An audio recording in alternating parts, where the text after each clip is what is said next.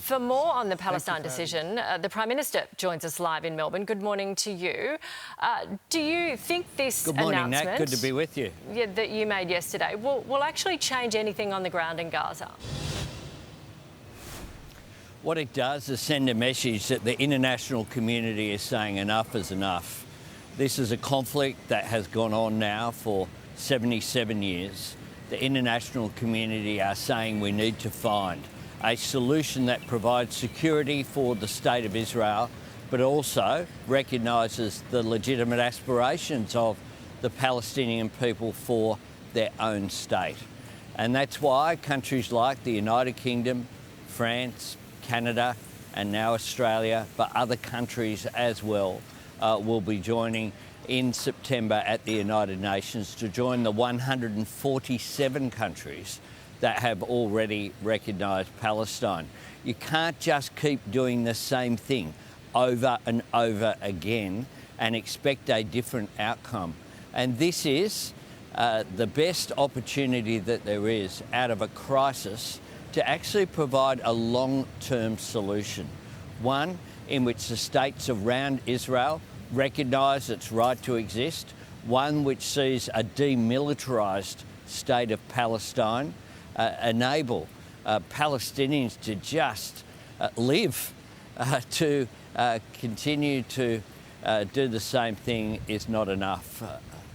So we've just had Dave Sharma say, well, Hamas will just keep going. There's nothing to hold them into releasing the hostages, into going away. What will you do if they don't play ball?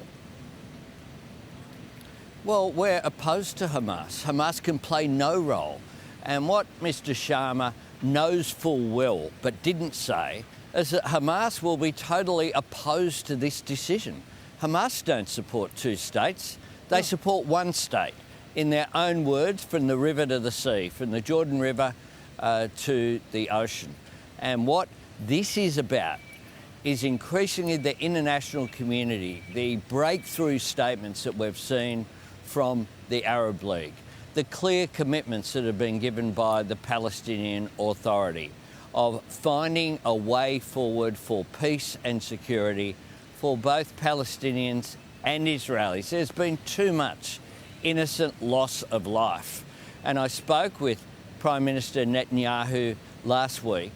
You can't just continue to do what he is saying, which is we'll continue to just have this military operation without any political strategy for a solution going forward. We're seeing how it is playing out, which is Gaza reduced to rabble, tens of thousands of innocent lives being lost, innocent kids being killed while trying to get basic essentials of food and water. We just can't keep going the same way. Yeah, look, the world is watching that and, you know, people are sick of it. It's horrific watching that. But what about the argument that Hamas went in, they murdered those people on October 7 and 2 years later they've got partly what they want. They've got their own state. Hamas do not want this. Hamas don't want two states. Hamas wants to destroy Israel, which is why Hamas can have no role whatsoever in a future Palestinian state. This is about isolating Hamas. And the clear statements by the Arab neighbours that was made just a couple of weeks ago in the meeting convened by France and Saudi Arabia was a breakthrough. We need Israel to be recognised by all the states around. In 1947, when the United Nations made this statement, they envisaged two states. One, a majority Jewish state of Israel providing a homeland for the Jewish people, and a state of Palestine living side by side in peace and security. Now, that was way back in 1947. We have had conflict in the Middle East ever since. And I think Australians overwhelmingly want to see the killing stop. They also, of course, don't want to see conflict brought here to our harmonious multicultural society. Okay, finally, what are you going to do if the US votes against this plan? Because I think, from what I understand it, the Security Council is 5 members and they're the ones who don't seem to support it. Where does that put you with Trump? Well, President Trump, of course, has been a very strong advocate for peace in the Middle East, as he has in other parts of the world as well. But he's voted against Palestinian statehood, though. Well, we will see how this plays out.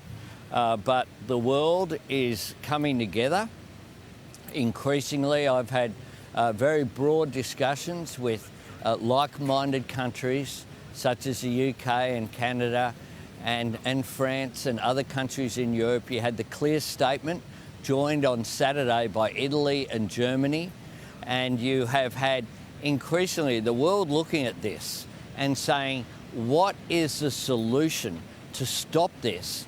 I mean, October 7 happened with one of the world's biggest security forces in Israel, and it happened, the atrocity and terrorist actions of Hamas. We need to disarm Hamas. We need to get rid of them once and for all, and you need a strategy to do that. And can that Good happen wishes without won't the US? do that.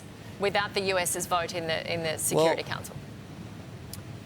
Look, we want to see the world move forward on this, and certainly President Trump has been a very strong advocate for peace. President Trump will, of course, make decisions based upon the interests of the United States. Okay. My job as the Australian Prime Minister is to advocate, and we're not big players in the Middle East, that is true, but this is a part of building that momentum of the world to say, let's stop this and create a system where we won't keep going back to this over and over again. And that is what we have seen with the conflict in particular over the last couple of years that has led to devastation. Yep, no one disagrees with that. Prime Minister, we thank you very much for your time. Thanks so much, Nat. Here's Sheva.